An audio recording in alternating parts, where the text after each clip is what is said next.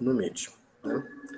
Então, o ato hilário, ele exatamente exprime qual é a intenção que o falante tem ao fazer o proferimento. Então, a gente teve um exemplo de que, bom, ao ato ilocucionário ele vai associar depois o conceito de força ilocucionária, né? Então, eu posso ter o mesmo conteúdo com diferentes atos ilocucionários, com diferentes intenções, portanto, né? Eu posso ter o mesmo conteúdo para fazer uma advertência, o mesmo conteúdo para fazer uma observação crítica, o mesmo conteúdo para fazer um elogio, né? Para fazer um imperativo. Então, muda aí a intencionalidade do falante. E o efeito perlocucionário é o ato perlocucionário, que a gente, é o efeito disso, ou seja, qual é o resultado desse pronunciamento. Né? Então, se eu estou fazendo um proferimento que é um imperativo, então eu quero que você faça determinada coisa, então o efeito, o ato perlocucionário é você fazer aquilo que eu quero que você faça. Tá? Então, se esse objetivo for alcançado, a frase atingiu o seu objetivo, né? O que ele chama de uma sentença, de um proferimento feliz. Então é o seguinte, por que eu estou voltando a isto? Tá? Então, veja bem, quando você fala de um discurso intencional e de um discurso de alguém que não tem consciência do que está fazendo, tá? Então, você poderia dizer que há uma diferença aqui no ato ilocucionário dessas duas situações, tá? Então, eu faço um pronunciamento, um proferimento com uma intencionalidade bem explícita e o outro faz sem ter consciência de qual é a intencionalidade. Bem, podemos admitir essas duas situações? Podemos. Tá? Mas, e aí vamos pensar no efeito disso, tá? No sentido perlocucionário, no ato perlocucionário. Qual o efeito disso? Veja bem, o efeito disso não depende do ato locucionário. Tá? Então, mesmo que os dois falantes tenham propósitos diferentes, um, digamos, tem consciência do que está falando e o outro não tenha consciência, né? Se você pensar em termos de ato perlocucionário, os dois podem atingir o mesmo efeito, ter o mesmo ato perlocucionário bem sucedido, independentemente da consciência que o falante tinha do que ele estava dizendo. Né? Então, essa separação entre o que é o ilocucionário e do que é o perlocucionário, acho que é a chave para entender esse teu questionamento. Por que o Foucault não está fazendo muito essa distinção? Porque ele não está preocupado com o ato ilocucionário, ele está preocupado com o efeito perlocucionário do discurso. Né? Pelo menos assim eu penso que ele está fazendo. Não sei se isso responde à tua primeira pergunta, Joyce. Sim, sim. Tá? Ele não está preocupado com a origem e sim as consequências disso, né? Os efeitos. Uhum. Tá? Porque aí é importante a gente perceber uma coisa assim que... Quando eu estou falando do Osho, ele está falando de proferimento, está falando de uma sentença, né? O Foucault já foi para um nível mais complexo de análise. Né? Ele não está mais tratando de sentença, ele está tratando já de discurso mesmo. Né? E isso era algo que eu queria chamar a atenção para vocês assim, nessa aula. Nós começamos o semestre falando da palavra. Né? Então, lá na poesia do Drummond, né? Depois... nas primeiras considerações filosóficas sobre linguagem, lá em Platão, Aristóteles, né? Você tem um foco na palavra. Né? E isso perpassa muito tempo da história da filosofia. Você vê que com o Frege que a gente começa a alargar o âmbito de análise.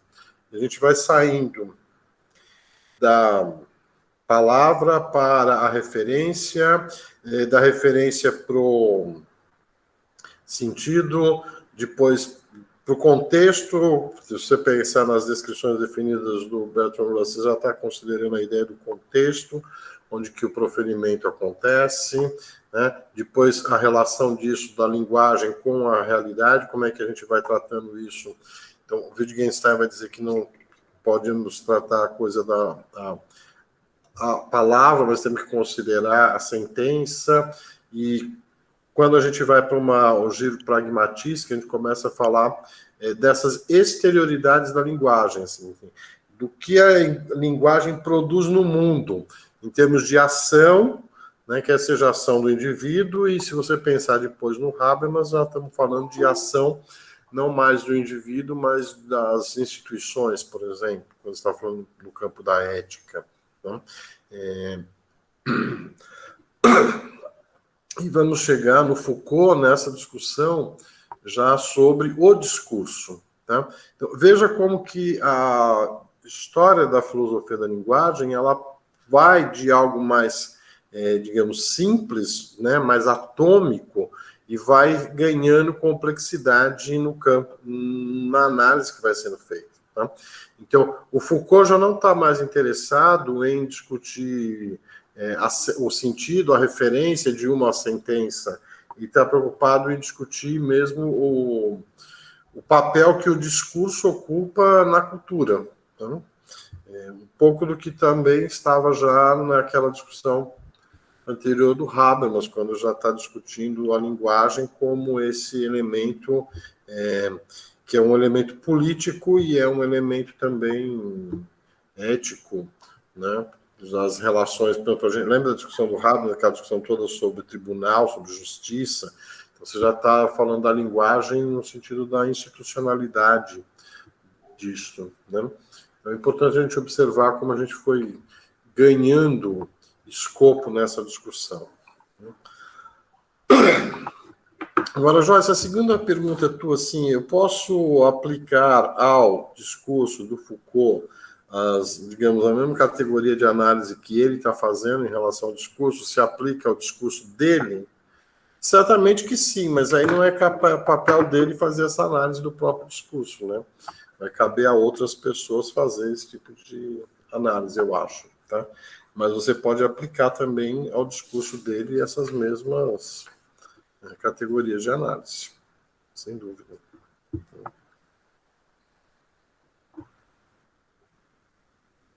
Ok? Ok. Quem mais?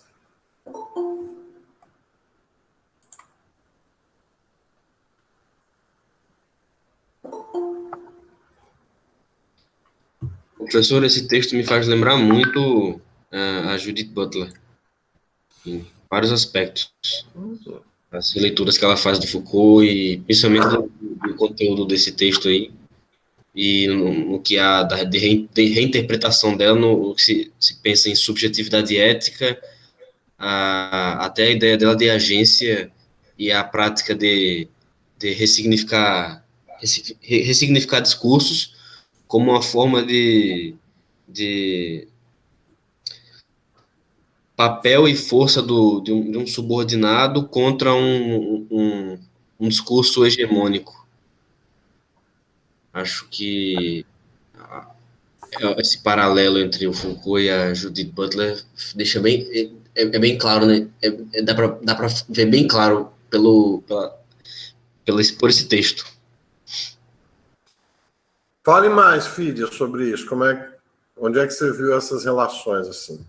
É porque, assim, recentemente estava lendo bastante a Butler, questões de outra disciplina, né?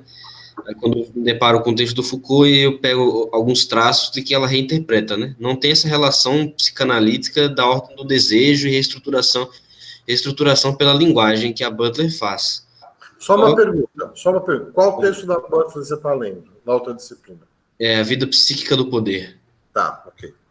E, bem, aí tem aquela questão de que há uma ideia de subjetividade ética no sujeito do Foucault, que é uma forma de que a ação ela pode se tornar uma ação que questione o discurso na esfera de que o discurso está no âmbito das relações de poder, né? O discurso relacional, o poder relacional também, Então, eu vi bastante essa relação da Butler nesse aspecto, apesar de que, como eu já falei, não tem essa relação psicanalítica, né, com Foucault, mas ela é muito Foucaultiana, a Butler. Até porque a ideia de agência dela também parte de uma relação de sujeito e ação presente no Foucault. Embora tenha aquela ideia de desejo ainda lacaniana e daí vai. E isso também me fez lembrar não só a Butler, mas eu esqueci o nome dela agora. É outra teórica da filosofia, teoria queer, que também comenta Foucault. Enfim, parece que essa base estrutural da filosofia delas, de sujeito e agência, tá muito presente nesse texto.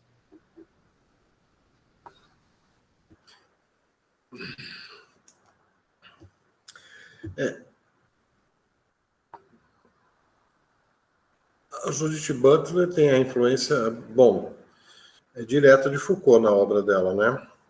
E você consegue observar nesse texto aqui, eu acho que esse texto tem uma coisa que é bem ilustrativa, de 2 ou 3 aulas atrás, que perguntaram, acho que até foi Gabriel que perguntou sobre o estruturalismo, né, que aparecia num texto.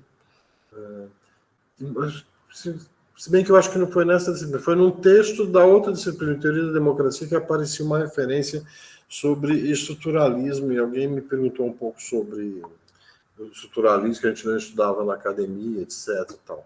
Então, Eu acho que foi na minha aula que eu estava falando que o Castoriadis fazia uma crítica ao estruturalismo. então, aí que está. Né? O Foucault, ele é classificado como um filósofo estruturalista. Tá? É difícil a gente dizer que ele é estruturalista em toda a obra dele, né? Mas esse texto, particularmente, é um texto super estruturalista. Né? Ele fala, inclusive, que ele vai ser uma passagem lá no final do texto que ele vai dizer, vou me classificar de estruturalista esse discurso que eu estou fazendo. Né? A Judith Butler, filhas, ela é uma filiação que ela chama de pós-estruturalista, né? Que é já mais Derrida do que Foucault. Tá? Então, se você for pegar o conceito dela de performatividade, tem mais a ver com o conceito de repetição que está lá no Derrida. Verdade, sim. Tem uma influência muito forte de Derrida quando vai falar sobre mudança de performance, que o sujeito está performando um discurso, essas coisas. Exatamente. Verdade. Então, é o que está lá no livro dele, Diferença e Repetição. Tá? Performatividade nesse sentido da repetição e da diferenciação dentro da própria performatividade. Tá? Então, o conceito de performatividade que a Judith Butler usa é esse conceito derridariano, tá? De performance. Mas o Derrida também tem o pé lá em Foucault. Mas tem o pé não só no Foucault. Então, quando você fala da agência, você fala do sujeito, você não aparece Lacan, mas o Lacan também ele é um pensador considerado estruturalista. Tá? Então, você tem toda essa...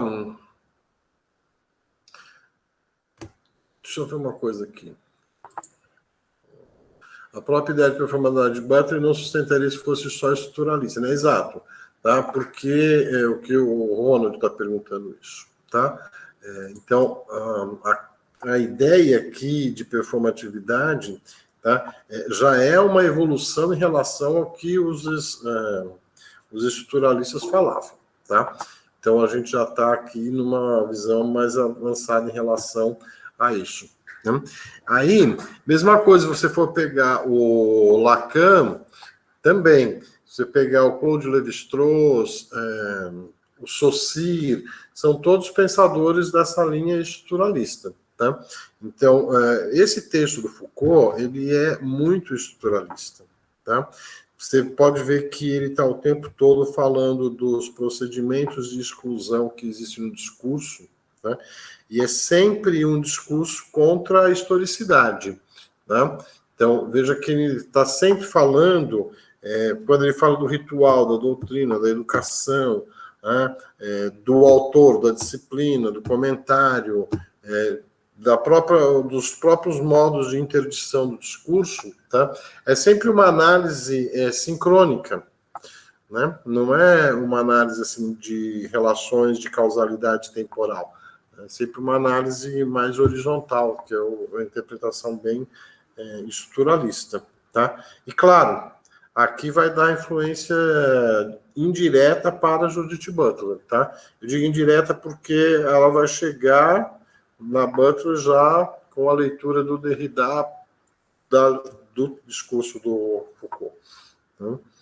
Então, a própria ideia da vida psíquica que está lá no livro dela, tá? Se você for ver, o que ela está tratando como vida psíquica é muito uma noção de sujeito que vem do Foucault e uma visão de psíquico que vem do Lacan. Quando você junta essas duas coisas, vai dar todo o discurso, toda a discussão dela sobre como que a vida psíquica influencia na instância de poder.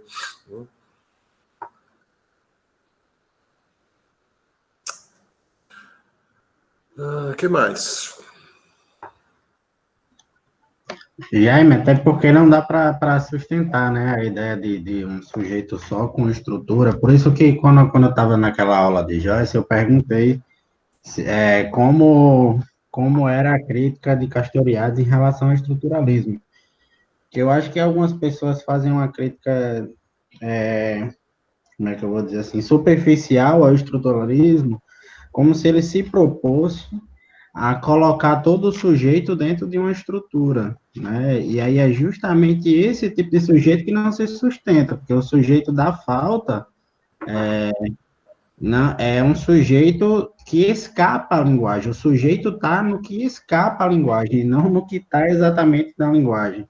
É no deslizamento entre um significante e outro. Então, para chegar em ideias como a de performatividade de Judith, de Butler, não tem como você sustentar numa ideia estruturalista somente. E aí, outro passo que as pessoas esquecem é que quando você, digamos assim, dá um passo a mais após o estruturalismo, não é que você nega o estruturalismo, é que você vê que tem algo a mais, digamos assim, que você pode dar um passo a mais.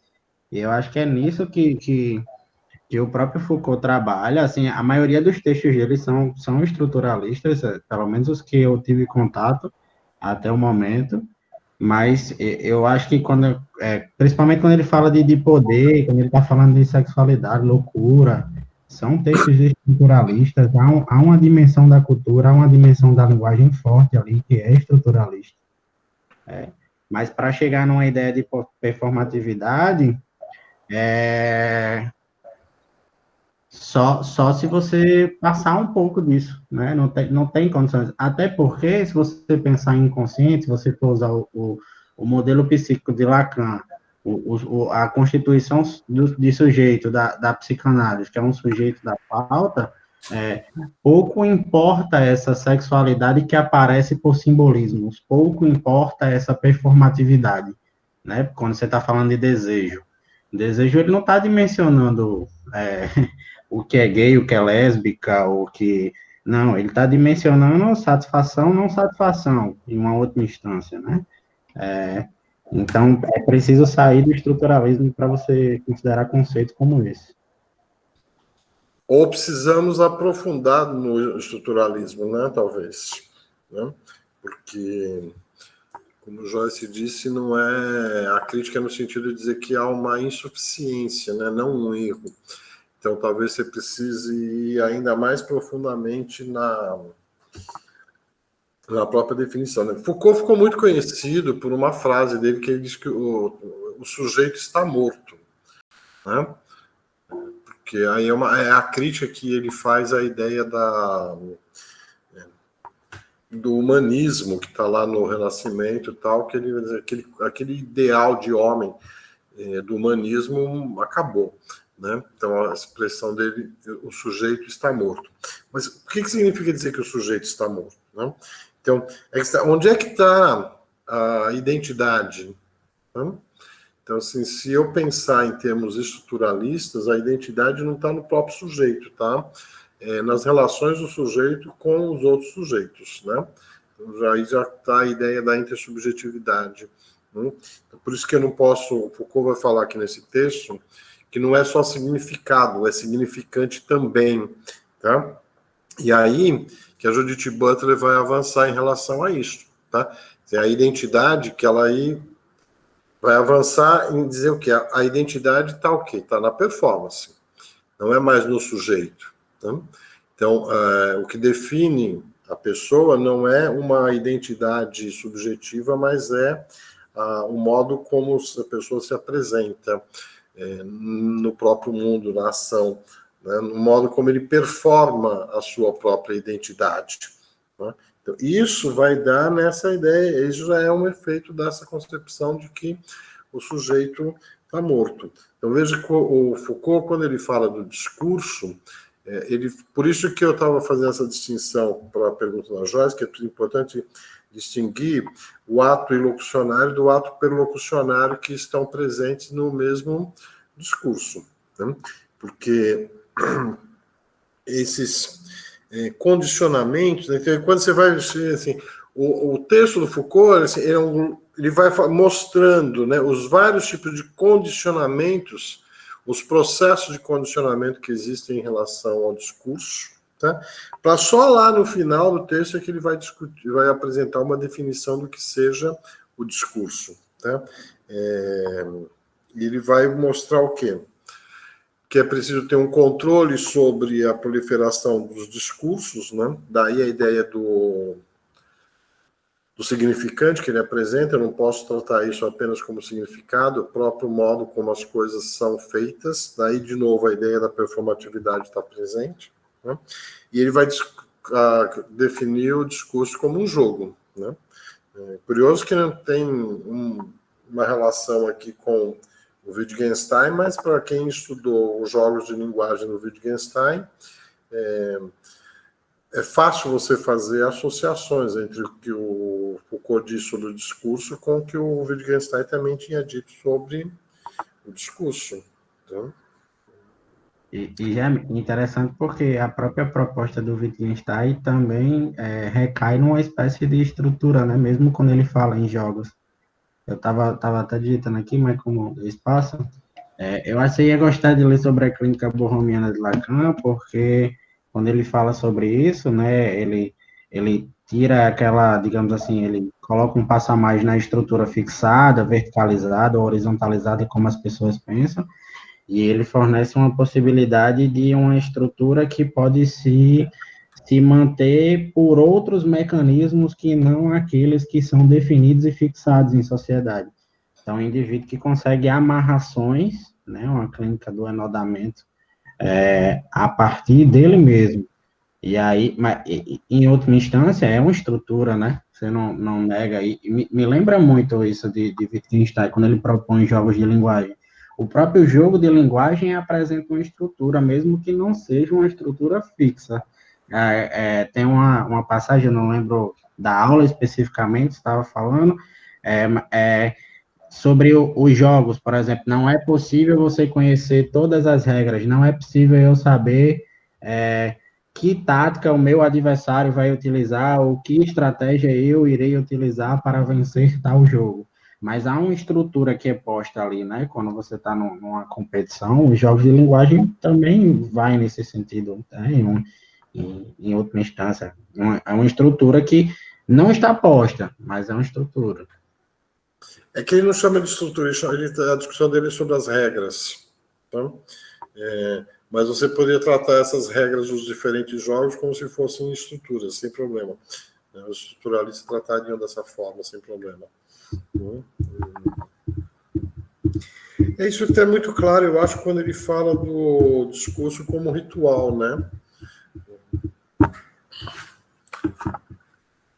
ver se eu acho que ia passar, porque eu gosto muito disso, assim.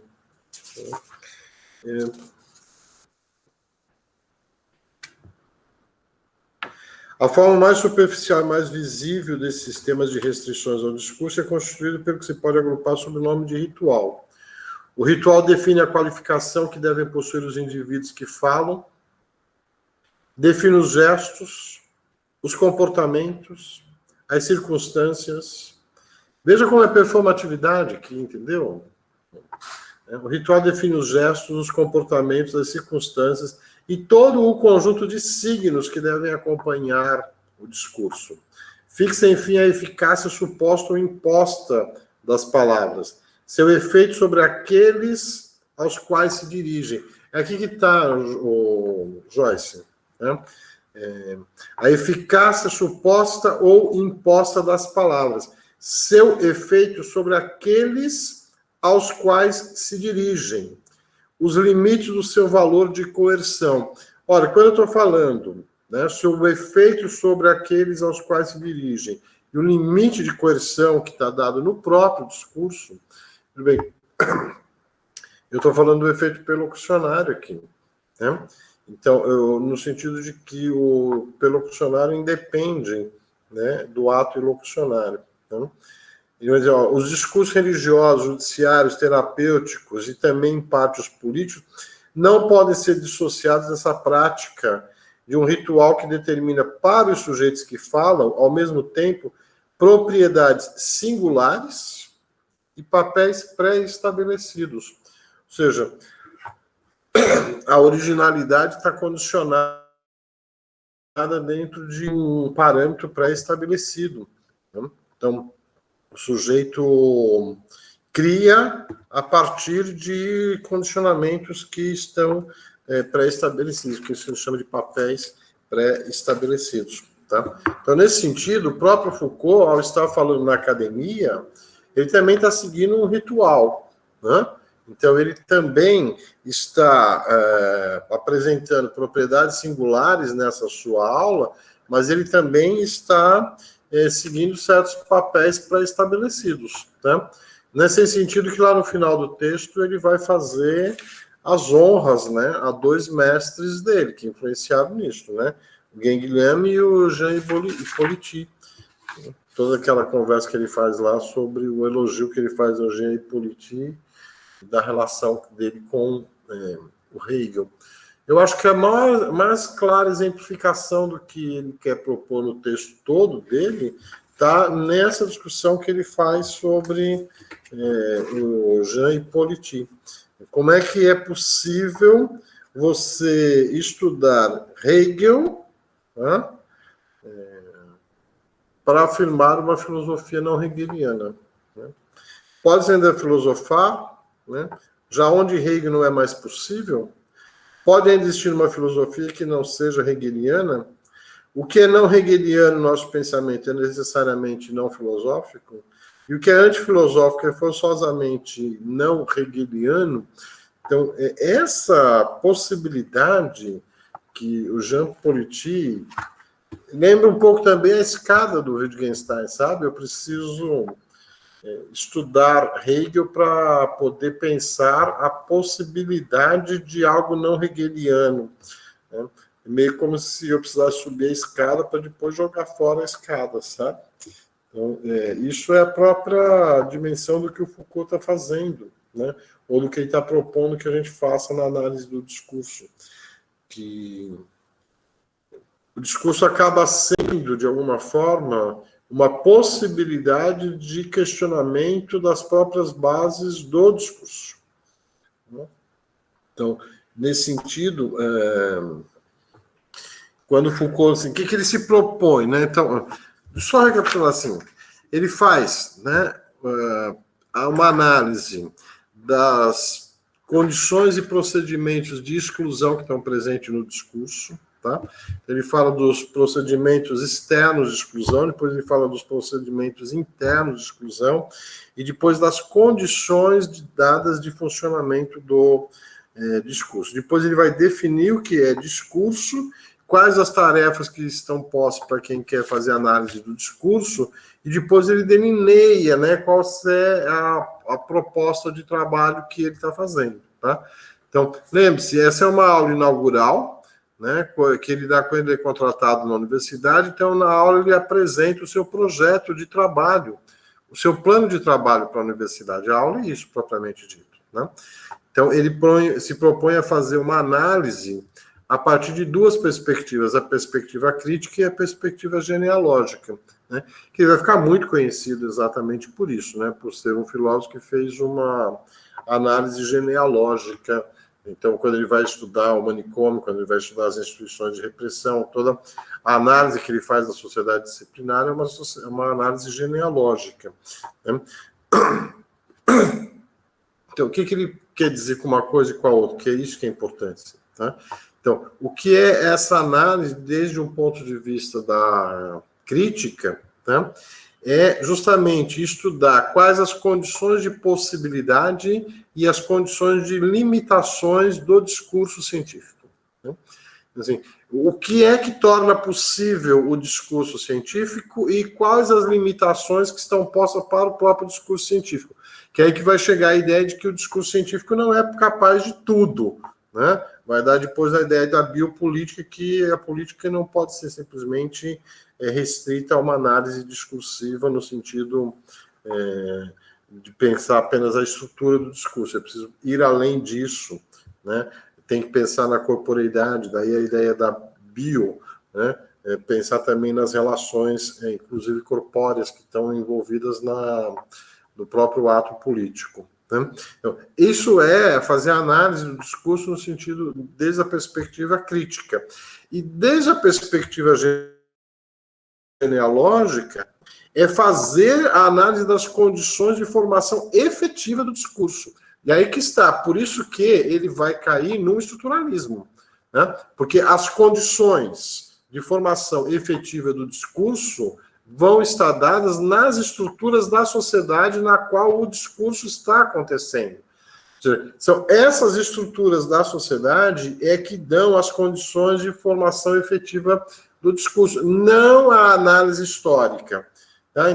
Por isso que ele vai optar por uma abordagem estruturalista. Se eu buscar na história, eu não vou encontrar as condições efetivas de formação do discurso, né? Então, aí eu vou ter que ver assim, como é que é possível que no século XXI surja determinados discursos como esse, tanto que a gente está vendo hoje, um discurso de intolerância, de ódio, etc, etc, etc. Tal, né? É menos uma análise histórica e mais uma análise das inter-relações que estão acontecendo no contexto no qual surge o próprio discurso. Então, assim, quais são as condições políticas, econômicas, sociais, culturais, né, científicas, da arte em geral, da cultura em geral? Quais são essas estruturas que estão vigindo nesse momento da história, né, numa determinada realidade, numa determinada cultura? São essas estruturas que criam as condições necessárias para a formação de um determinado discurso. É isso que vai explicar por que determinados discursos surgem em determinados momentos, mas não pode surgir em outros momentos da história, porque em outros momentos da história você não tinha essa estrutura necessária para fazer essa análise, tá? Então, essa análise genealógica que o Foucault vai fazer, que depois ele vai fazer também, né, nas Palavras e as Coisas ele tinha feito já esse texto de 1970, acho que 2 anos antes ele tinha publicado As Palavras e as Coisas, que ele faz toda a análise dessas condições de possibilidades das ciências humanas, né? Então, é uma análise epistemológica das condições de possibilidade das ciências humanas, né? É aí que ele vai dizer que o homem está morto, porque aquele humanismo do Renascimento não cabe mais na sociedade disciplinar que ele está analisando, né? Então, mudaram-se as condições históricas, mudaram-se as estruturas, e as estruturas geram outras condições de possibilidade, né? E aí, bom, o discurso entra nessa história toda também. O que mais? Ufa.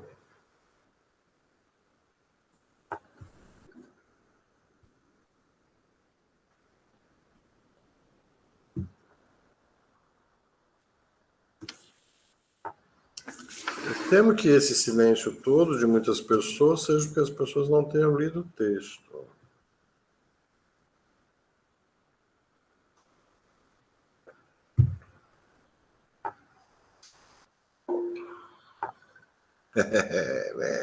Eita! Deixa eu fazer uma pergunta que eu queria...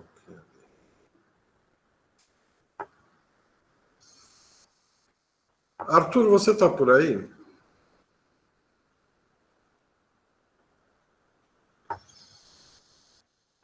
Arthur estava aqui, ele está indo ou saiu?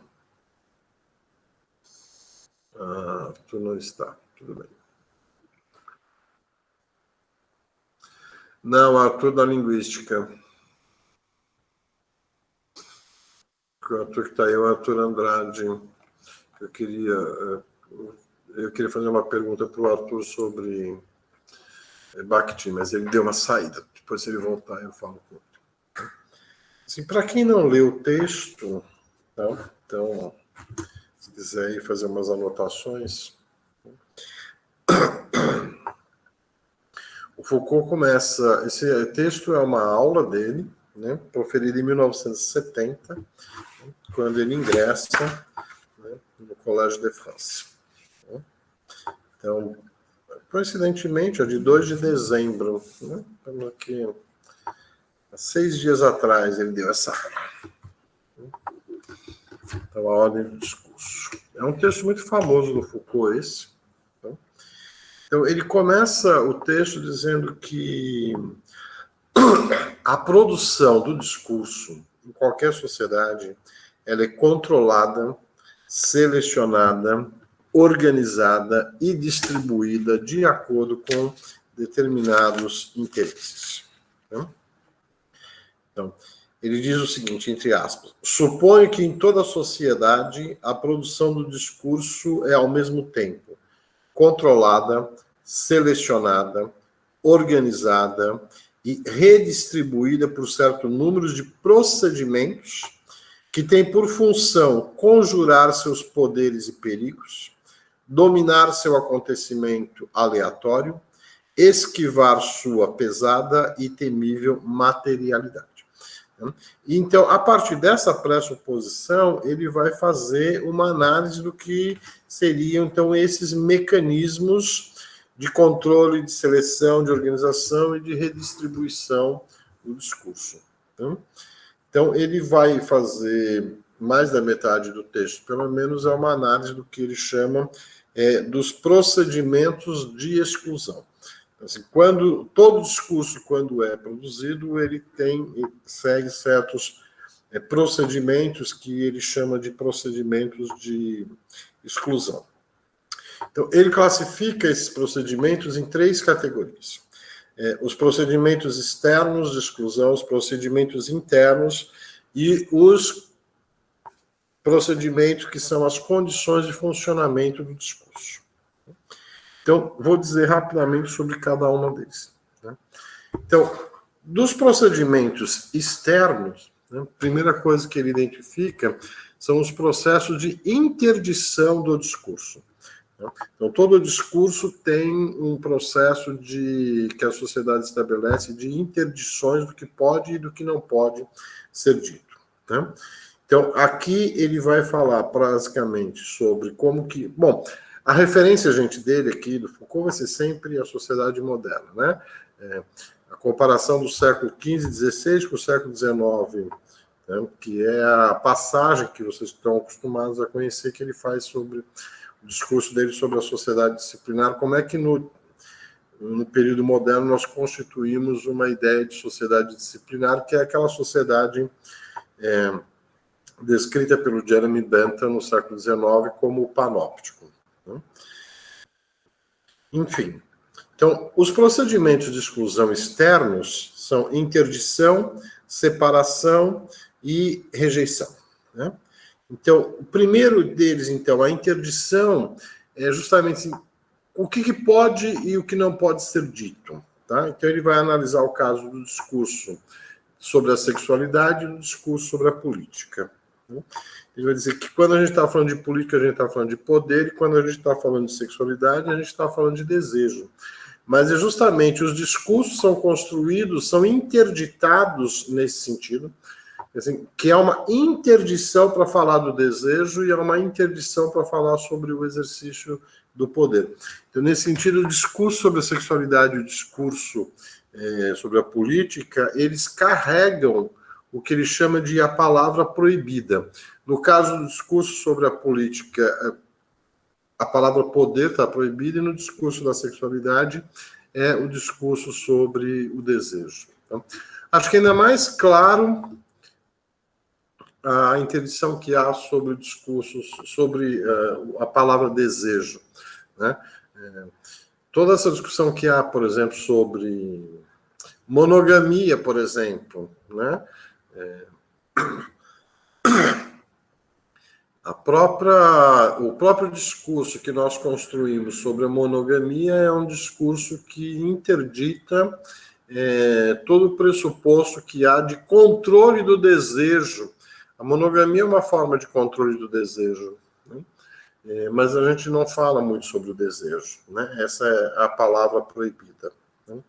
Então, o segundo tipo de interdição externa que ele fala, né, de exclusão externo, é o que ele chama de separação e rejeição. E ele vai analisar como é que se constrói o discurso sobre razão e sobre loucura, né? Então, e o que significa o discurso sobre razão e loucura? É que nós estamos fazendo uma segregação sobre a loucura, né? Na visão do Foucault, essa supervalorização da razão tem como contraparte a segregação de qualquer discurso sobre a loucura, no sentido que a gente não fala sobre a loucura, a gente escanteia esse tema, né? E fica focado sempre na ideia da razão. Né? E o terceiro mecanismo de procedimento externo de exclusão é também um procedimento de separação, e aí que é o discurso da relação entre verdadeiro e falso. Então, por isso que há um procedimento que é essa vontade de verdade, né? A gente poderia remontar isso, está lá nos gregos, começa isso, mas ganha força a partir justamente do século XVI, quando a gente traz para o campo do humano, né? A construção do discurso verdadeiro e falso passa a ser responsabilidade do humano, né? Então aí também você tem um discurso sobre o que é a valorização do que é verdadeiro e combate ao que é falso. Quer dizer, a própria construção discursiva que a gente fez sobre o sofista é uma expressão desse controle discursivo da modernidade da sociedade disciplinar, que é focado sempre na ideia de verdade, e o sofista é desconsiderado, ou é negligenciado, é criticado justamente porque o foco do sofista não é a imposição da verdade, né? O sofista não está preocupado com verdade e falsidade, ele está preocupado com a adequação do discurso aos interesses, tá? E o Foucault ainda dá uma palhinha a mais que vai dizer que esse mecanismo de vontade de verdade, ele é tão forte na sociedade moderna que ele acaba exercendo uma espécie de coerção sobre os outros discursos todos, tal. Então, todos os discursos acabam sendo, de uma forma ou de outra, submetidos a esse ideal de verdade que desenvolvemos na sociedade disciplinar. Bom, esses são os procedimentos externos. Aí ele vai para os procedimentos internos, ou seja, de que estão não é coisa de fora, mas no próprio modo como o discurso é construído, há mecanismos de controle e de interdição. Tá? Então, ele vai distinguir aqui o que é um discurso originário do que é um discurso de comentário. Então, o primeiro mecanismo que ele cita é o comentário, né? Então, quando eu escrevo um texto comentando um outro texto, ele vai dizer que há um desnível, né, entre o discurso de primeira ordem, que é o discurso original, e o discurso de segunda ordem, que é o comentário. Né? E o comentário ele tem sempre uma tentativa de ser um discurso tão válido quanto o discurso original, né? Ou seja, é uma tentativa de suprimir esse desnível que há entre os dois tipos de discurso. Né? Depois, o segundo mecanismo interno é o próprio autor do discurso, que aí não é... Veja bem, ele vai chamar a atenção que não é a pessoa que faz o discurso, mas é o autor, que ele vai dizer da seguinte maneira, abre aspas, o autor é aquele que dá à inquietante linguagem da ficção suas unidades, seus nós de coerência, sua inserção no real, fecha aspas. Eu diria o seguinte, o que ele está chamando de autor aqui é o que, por exemplo, na análise literária, muitas vezes a gente chama na poesia de eu lírico, né? E que a gente poderia chamar, usando uma expressão aqui talvez da psicanálise, a ideia de persona. Né? Esse autor é o sujeito que está presente no texto, não como a pessoa que escreveu o texto, mas esse sujeito, digamos, abstrato, que é o condutor do texto, que constrói a unidade do discurso. Então, a presença dessa figura no interior do discurso, desse autor, né, que extrapola, vai além da própria pessoa que escreve o texto. Né? Por isso que escrever é algo tão difícil, porque você tem que transcender o próprio eu para ser o autor do texto. E quando você se faz essa transposição da pessoa para o autor, esse autor ele tem uma série de condicionamentos, de condicionantes para a produção do discurso. Então é isso que ele vai chamar como um elemento interno de procedimento de exclusão. E o terceiro tipo interno que ele chama é da disciplina, né, que ele vai dizer que a disciplina é mais do que uma ciência, é um horizonte mais alargado. Né? É o horizonte teórico que possibilita o discurso. Então, todo discurso ele está dado dentro de uma disciplina. Então, é um discurso que está dentro, por exemplo, se eu pegar o discurso da psicologia, da psicanálise, da psiquiatria, da neurociência e tal, está dentro de uma grande disciplina, que é a disciplina que estuda o mental, digamos assim, tá? Então, eu teria dentro dessa mesma disciplina, eu teria tanto a psicologia quanto a filosofia da mente, né? Então, é o horizonte teórico a partir do qual a gente constrói um discurso, né? E é justamente o fato de que o discurso está inserido dentro desse horizonte teórico que está dada a possibilidade de erros, né? Porque esse horizonte teórico, ele também é uma espécie de limitador, né? E ele faz algumas exclusões. Por isso é um procedimento de exclusão do próprio discurso. E depois ele vai criar mostrar um terceiro tipo de condições, de condicionamentos, de exclusões, de procedimentos de exclusão, que ele chama são as condições de funcionamento do discurso. Tá? Então ele vai citar aqui o ritual, a doutrina e a educação. Tá? Então, do ritual eu já falei um pouco, né, mas é essa ideia de que a pessoa, ao produzir um discurso, ela se submete a determinados rituais. Né? A doutrina, né, é a própria ligação que há entre os indivíduos e a estrutura de linguagem adotada numa determinada cultura. Né?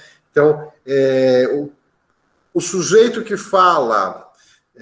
ele está dentro de uma doutrina que está vigendo, né? Essa doutrina vale para o uso do discurso, para a construção do discurso, Então, de novo, a pergunta da Joyce, o Foucault tem que estar dentro da mesma doutrina que está a produção dos outros discursos, senão ele não se insere dentro dessa realidade. Né? Então, a doutrina, ele vai dizer, a doutrina realiza uma dupla sujeição dos sujeitos que falam os discursos e do discurso ao grupo. Ou seja, ao menos virtual dos indivíduos que falam. A doutrina no qual o discurso está construído produz um tipo de controle sobre quem produz o discurso. Ao produzir o discurso, ele está condicionado para alguns limites aqui, e para quem recebe o discurso também está condicionado um pouco a esse. Eu acho que é mais fácil a gente entender um pouco doutrina, para quem da filosofia, quando a gente pensa um pouco no conceito do Thomas Kuhn de paradigma. né? O paradigma, na visão do Thomas Kuhn, não é um simples modelo de comportamento, né? Ele é todo um padrão que direciona desde as escolhas mais básicas. Então, quando você pensa em termos de academia, né, a própria escolha de que cursos você vai fazer já está condicionado com um paradigma que está instituído na sociedade. Quando você entra na universidade, o que você vai ser? Qual é o processo que você vai conhecer dentro da universidade? Você vai passar por um processo de adestramento para se comportar de acordo com um paradigma vigente. Tá? Então, se você pegar hoje, quem quer fazer vida acadêmica, tem um paradigma de que o cara faz um curso, depois faz mestrado, faz doutorado, tudo na mesma área, estuda sempre a mesma coisa, publica sempre do mesmo jeito. Então, se você quiser ter uma existência acadêmica, você vai ter que ir adquirindo os códigos que regem esse paradigma. Então, a ideia da doutrina é essa ideia, eu acho que isso fica mais claro. E o terceiro tipo de condicionamento de funcionamento, que ele chama, é da educação. Tá? Que ele vai dizer que todo o sistema de educação é uma maneira política de manter ou de modificar a apropriação dos discursos com os saberes e os poderes que eles trazem consigo. Fecha aspas. Ou seja, a educação nada mais é do que a apropriação social do discurso, ou dos discursos. Tá? Ou seja, a educação, é por isso que o Foucault vai associar a educação com presídio lá no começo da sociedade disciplinar. Né? Porque a educação quando está falando de educação, está falando dos sistemas educativos aqui, tá? Então, os sistemas educativos, eles funcionam como os instrumentos segundo os quais nós somos moldados, né, para nos apropriarmos de determinada forma dos discursos. Tá? Então, o que a escola faz? Ela nos prepara para que nós nos apropriemos dos discursos vigentes na cultura a partir da perspectiva que está dada naquele regime, naquela cultura. Então, pensa numa sociedade como a nossa, que é uma sociedade opressora, né, dominadora, de exclusão, né? Então, você é treinado desde que entra no sistema educativo para receber o discurso a partir dessa perspectiva de dominação, de controle, etc, etc. Não no sentido de fazer a crítica a isso, mas de se submeter e aceitar isso como sendo o modo correto de fazer as coisas. Tá? Então, é um pouco aquela ideia de que as pessoas gostam de dizer, às vezes, isso sempre foi assim. Né? Esse discurso de que sempre foi assim é uma falácia, né? Mas é uma maneira de você convencer as pessoas a aceitarem o status quo que está sendo proposto para você, no qual você está vivendo, né? Como sendo naturalizado. Então, esse processo de naturalização das condições de opressão e de dominação que está na sociedade, isso está dentro do discurso, e a educação é uma forma de manutenção desse discurso da opressão, etc. Tá? Bom, isso é a primeira parte do texto, que é a parte mais extensa. Tá? Aí ele vai definir o que é discurso. Tá? Então, ele vai dizer, então, discurso, tá? É um tipo de jogo. Tá? A frase é espetacular, né? Abre aspas. O discurso nada mais é do que a reverberação de uma verdade nascendo diante dos seus próprios olhos. Fecha aspas. É a ideia de que tudo pode ser dito, sabe? Aquilo que o Jefferson não gosta muito, que ele diz, tudo é linguagem, é porque todas as formas de opressão elas podem ser discursivas. Né? Todas elas cabem no discurso. O discurso contém a própria essência do sistema da sociedade no qual ele existe. Tá? Então, a velha discussão que está lá já no Aristóteles e que depois ganha força no Wittgenstein, como é que se relaciona linguagem e realidade? Tá? Então, a linguagem é a própria expressão do que é a realidade. É esse o sentido dessa frase, né? É a reverberação de uma verdade nascendo diante dos seus próprios olhos. É aquilo que a própria sociedade está fazendo, que a cultura está produzindo, ela está produzindo sempre linguisticamente. O discurso nada mais é do que um jogo. O discurso se anula, assim, em sua realidade, inscrevendo-se na ordem do significante. Ou seja, o discurso é mais do que o significado. O discurso tem uma projeção material na realidade. Daí a importância do significante que o Foucault fala. Né? E aqui eu queria chamar a atenção de uma coisa que é bem curiosa, assim, que está uma passagem, uma citação que está na página 50 do texto. Né? Eu vou ler a citação e depois eu faço o comentário. Né? Veja como Foucault, os grandes gênios da filosofia, eles conseguem antecipar coisas que, na hora, talvez eles nem estejam sabendo do que eles estão falando, sabe? Mas, tempos depois, a gente vai conseguir identificar um exemplo do que ele estava dizendo. Tá? Olha a citação, abre aspas. Tudo se passa como se interdições, supressões, fronteiras e limites tivessem sido dispostos de modo a dominar, ao menos em parte, a grande proliferação de discursos. Fecha aspas.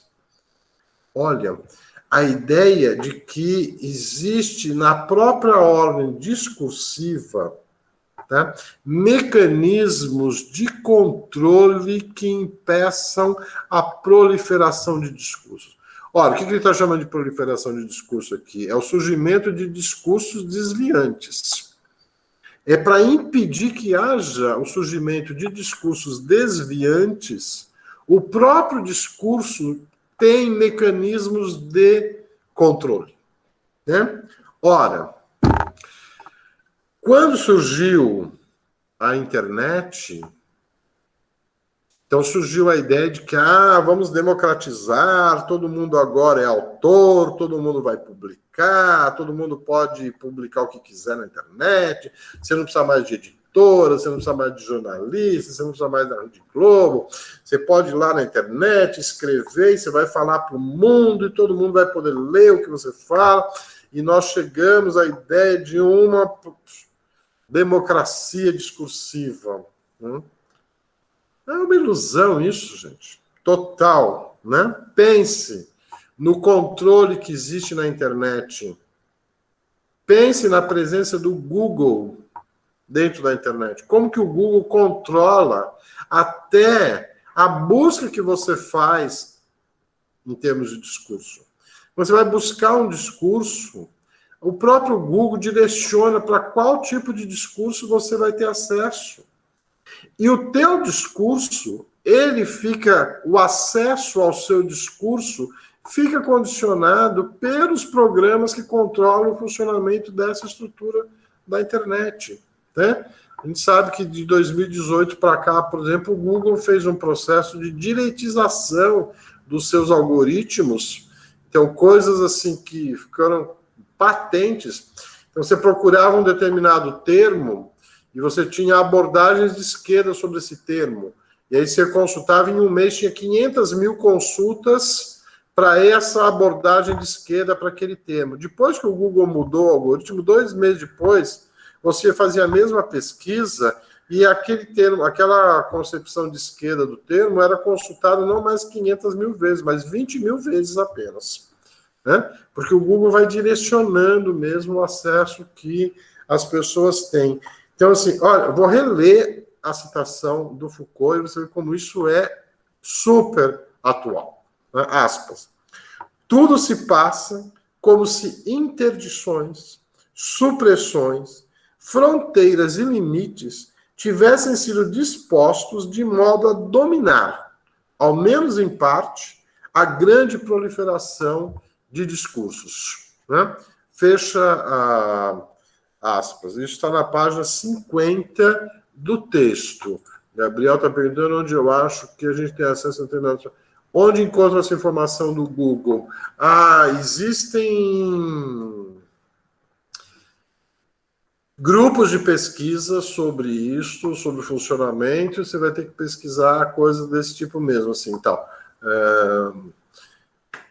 Eu não vou achar nenhuma referência agora, assim, Da última vez que eu li isso, já tem mais de um ano. Mas tem centros de pesquisas, grupos que estudam o funcionamento disso. De 2018 para cá, apareceram pesquisas que mostram como como o Google mudou o algoritmo deles, tal. Se você procurar, você vai achar facilmente isso. O Joyce quer falar, talvez ela tenha uma informação sobre isso. Joyce. Não só sobre, só complementando isso aí, tem matérias também mostrando outras coisas do Google em relação ao machismo e racismo também, né? Você digita certas profissões no masculino e aparecem pessoas daquela profissão, e a mesma profissão no nome feminino, às vezes aparece pornografia, por exemplo. Aconteceu algo parecido, acho que com a palavra bebê, em relação a cor, né, em relação ao racismo, só apareciam crianças brancas. Foi uma coisa assim, que o próprio algoritmo, tipo, depois de muita discussão, isso teve que ser consertado. Mas na própria busca, isso já é direcionado para certos estereótipos e certas coisas. Além da política, né? Como se não bastasse a política, né? Isso, exatamente. Davi falou, o exemplo de bombeiro. Quando você coloca, né? A diferença é clara entre homem e mulher, né? Anderson. No Twitter aconteceu a mesma questão, só com a questão das imagens. Quando você colocava duas imagens numa dimensão, um tipo de enquadramento, à primeira vista, no Twitter você tem a imagem que está no feed, quando você clica, a imagem cresce, né? Quando a imagem é dimensionada de uma maneira, ele dá prioridade à imagem de pessoas brancas. Então, acho que até o pessoal já viu alguma notícia sobre isso. Assim, a divulgação de imagens, quando é referente a pessoas negras, o algoritmo não é divulgado. Não tem um grande alcance para isso. Aí, quando você coloca a imagem de uma pessoa branca, esse alcance aumenta muito mais, sabe? Então, tipo, a questão da linguagem agora, a questão do algoritmo em relação às imagens também é muito forte. Tanto no Twitter, quanto também no Facebook, no Instagram, isso acontece corriqueiramente. Ok. Anderson Wolff ia falar alguma coisa? Levantou a mãozinha, vai lá, diga. Sim. Só, assim, analisando esse contexto, né, de toda essa coisa que o Google faz e tudo, eu acredito realmente que hoje isso é um processo muito mais autômato do que digamos assim, com interesses particulares de uma única pessoa que quer direcionar aquilo. Eu acredito que isso nada mais do que a máquina capitalista fazendo o que ela vem para fazer, né? Ela tenta se abranger e se introduzir em qualquer outro aspecto do social. Então, não tem, assim, não é uma coisa que você pode definir um alvo, é essa pessoa que é o responsável por isso, é pessoa B. Não, essas coisas são automatizadas, assim como todo sistema capitalista. Não tem, eu acredito que não tem nenhum, como a gente pode dizer assim, um alvo, um inimigo. Esse inimigo, ele é muito mais, como posso dizer, muito mais sistemático, imaterial, do que a gente pensa, né? É uma questão de aprofundamento dessa questão psicossocial nossa, que precisa ser muito bem reformulada. Acho que tinha que ser, sei lá, acho que possivelmente teria que criar uma nova maneira de pensar, até mesmo para a nossa época, para o século XXI, né, para voltar um pouco atrás, ter uma base, algo a se segurar, porque daí para frente é isso.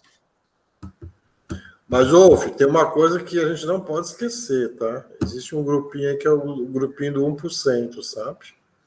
Sim, claro. Existe um direcionamento, sim, eu acho, entendeu? Que assim, não dá para você personificar numa pessoa, mas isso você chama de sistema, tá? A gente poderia falar as grandes corporações, tá? Mas, por trás das grandes corporações, o que há? São os grandes capitalistas, tá? Então, assim, o Google é uma empresa que está atendendo a interesse de classe, né? Então, é o capitalismo tentando se manter e manter esse sistema de opressão mesmo, né? Então, concordo contigo que não dá para identificar assim numa pessoa, mas a gente sabe quem é que está por trás disso, né? Sim, sim. Mas o que eu queria dizer também nisso é só que enquanto há esse sistema que a gente não conseguiu superar ele, não conseguiu ver uma outra maneira, infelizmente é isso. Enquanto o capitalismo ele está fazendo aquilo que ele foi proposto para fazer, né? É crescer, angariar, entrar nos lugares que ele não conseguiu ainda. Por exemplo, a produção que é barata, que são pequenas, os materiais que a gente tem são fabricados na China e por aí vai. Isso aí já é dominado há muito tempo, então ele precisa dominar outras formas agora, né? Conforme, por exemplo, a privatização. São bens que a gente precisa utilizar como energia, como água, como combustível, minerais, que são coisas que pertencem a um país e não tem como, como é que se diz, são bens públicos, então o capitalista, né, esse regime neoliberal, ele quer também entrar nisso, assim como ele está entrando nas nossas vidas na forma de controlar aquilo que a gente consome, que a gente pensa, prevê tudo que a gente precisa ou acha que precisa, e por aí vai.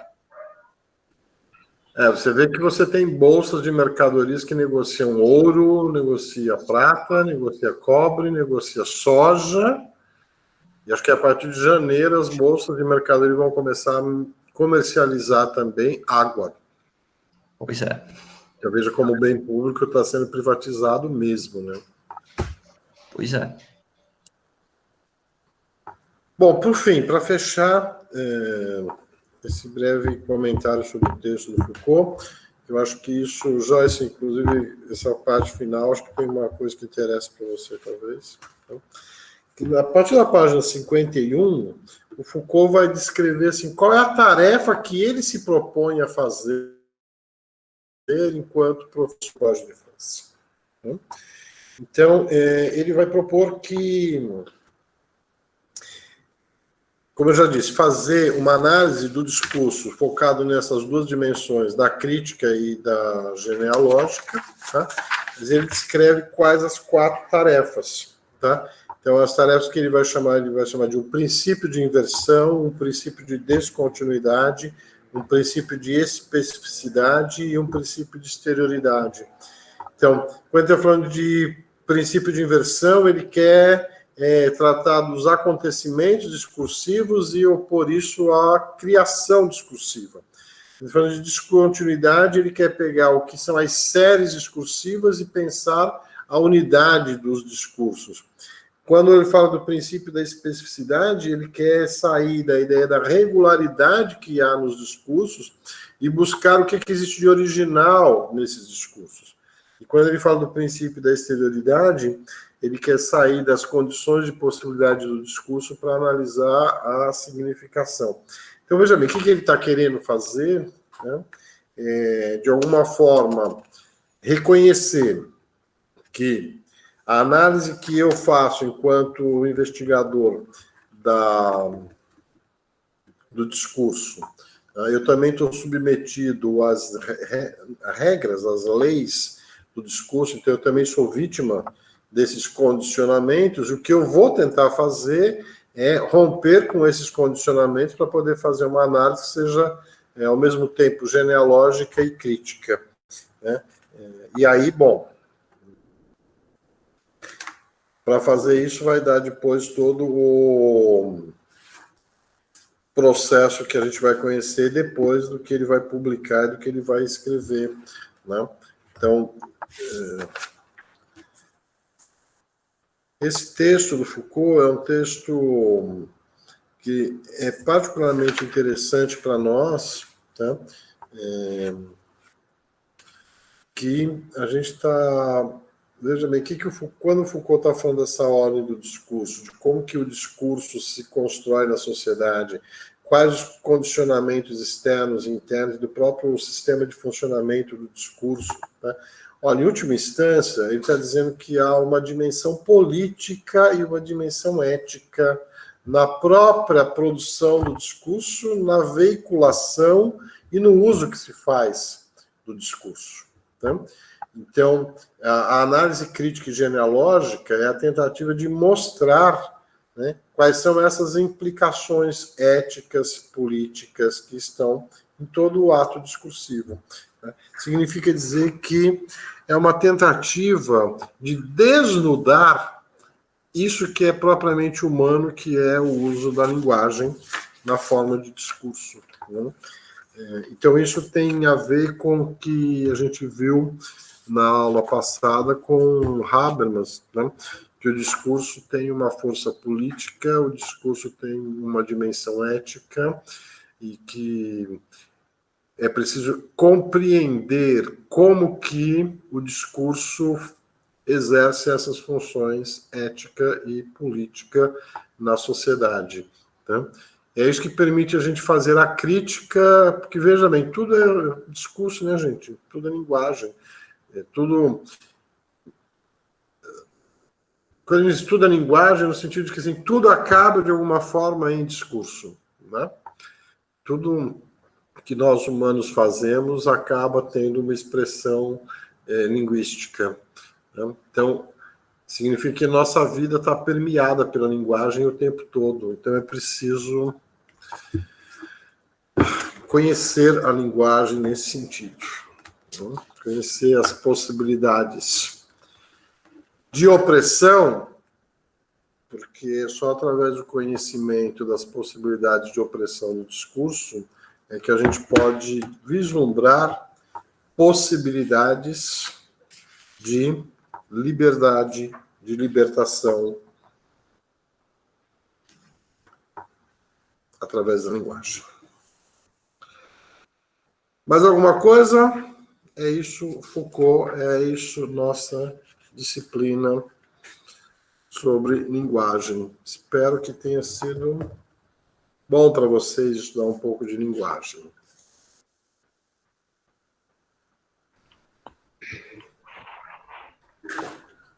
A gente começou o semestre com uma poesia, e eu vou terminar a disciplina com um trecho de uma poesia, já que eu não vou conseguir ler o poema todo, porque é um poema muito extenso, né? Mas vou ler apenas um pequeno trecho.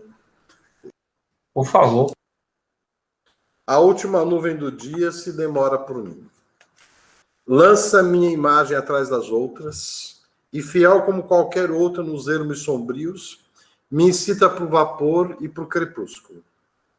Vou-me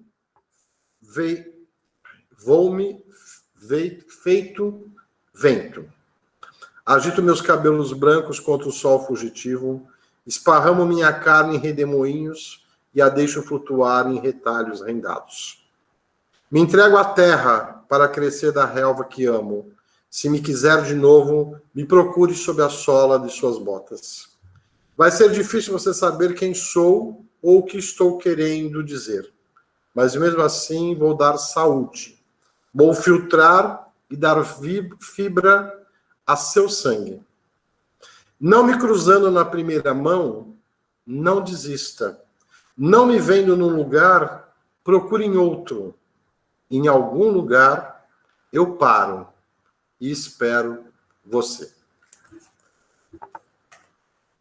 Walt Whitman, Relvas. Folhas da Relva, do Walt Whitman. Crianças, foi um prazer enorme. Essa disciplina que começou presencial, acaba assim, desse jeito meio estranho, virtual, mas tudo isso faz parte do nosso viver. Beijos!